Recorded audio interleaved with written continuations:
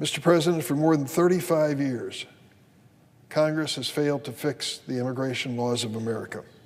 And this week, that failure is going to be on full display on the news every night.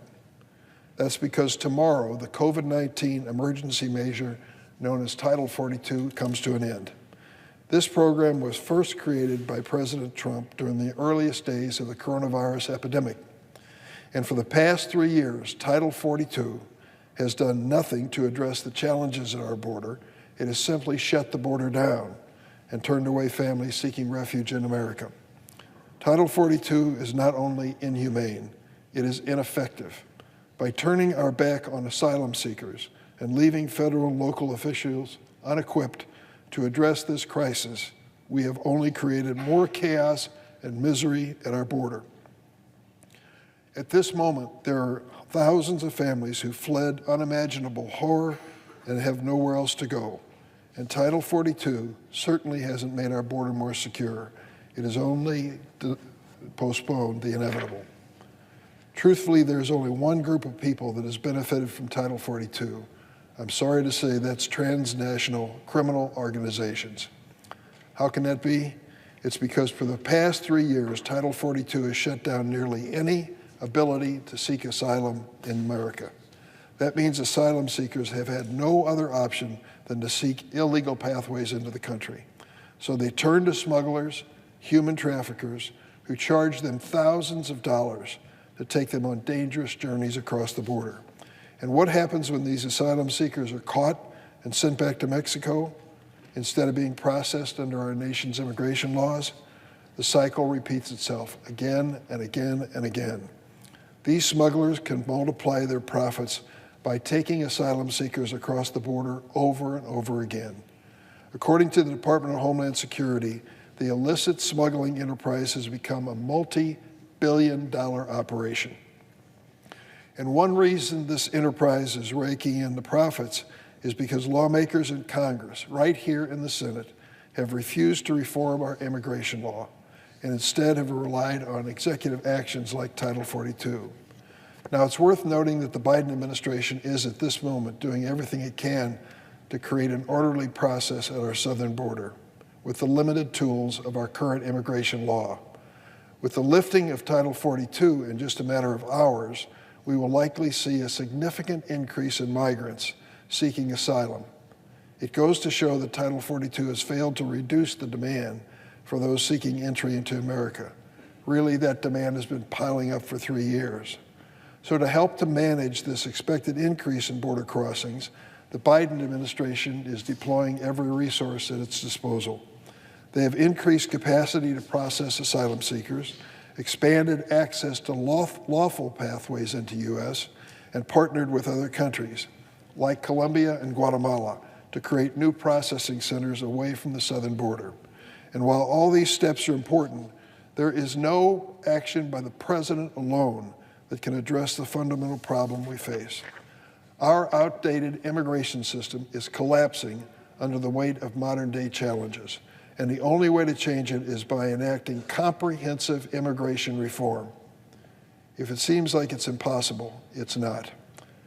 Last week, the MAGA majority in the House introduced a proposal they claim is the solution, but really, it just codifies the failures of Title 42. Their bill provides no new legal pathways for entry into this country, erases nearly all humanitarian protection for families seeking asylum, and makes the situation at the border even worse. The fact is, the Republicans can try and build a border wall as high as they like, but it will not change the reality on the ground. And here's the reality. We in this world are in the midst of the worst refugee crisis in history. From Ukraine to Venezuela, 100 million people around the world have been displaced from their homes by war, by hunger, by political persecution, by climate change. And 1 in 5 of these refugees reside in the Western Hemisphere. Simply ignoring this global humanitarian crisis solves nothing, and shutting down our border won't deter these families from still trying to find refuge in America. It'll force them to extremely dangerous alternatives, like smugglers and cartel members who are raking in billions because of our public policy failure. Let's stop pretending the American people can't handle an honest debate on immigration. They can. Talk to small business owners and family-run farms in states like mine. They're the first to tell you our nation needs more immigrant workers. We have 2 times as many jobs in this country as unemployed people to fill them. I had the CEO of a major international corporation in my office yesterday. We talked about opportunities in the future. And he said the one thing that is holding him back is the lack of skilled employees. He begged me to find ways. I gave a few suggestions to him, but I told him as well, don't ignore the reality. America is a nation of immigrants, and with so many jobs unfilled in this country, we need help.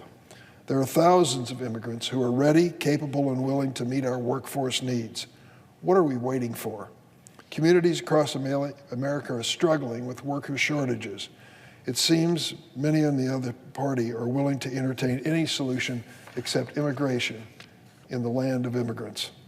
Just look at states like Arkansas and Iowa, which recently passed laws rolling back child labor protections. Kids, they want to work in dangerous settings. When I hear the suggestion that a 15 or 16-year-old can work in a slaughterhouse, I remember those jobs that I held when I was going through college. I spent 12 months working in a slaughterhouse in East St. Louis, Illinois. It was dangerous, deadly work. And to think that you put a young person on that job without training and protection that they need is just not American. It is mindless.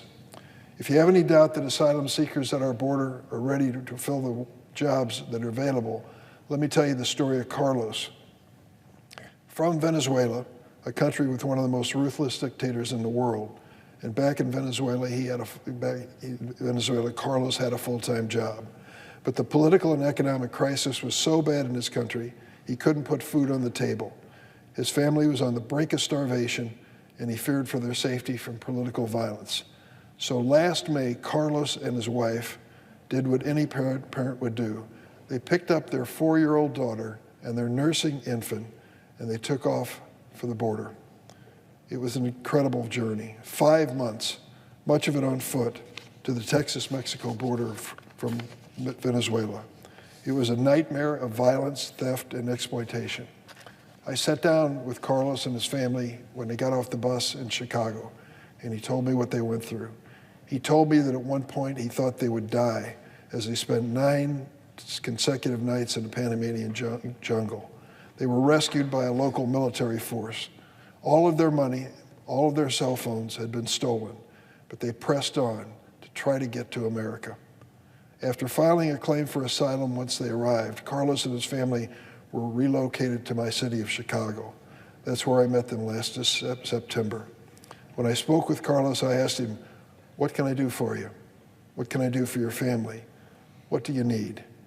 He said one word, job. I need a job. I'll go to work anywhere. I'll do anything. There are many employers across this country who would take Carlos up on his offer in a minute, but they can't because he is not legally allowed to work, though he's legally in this country waiting for his asylum hearing.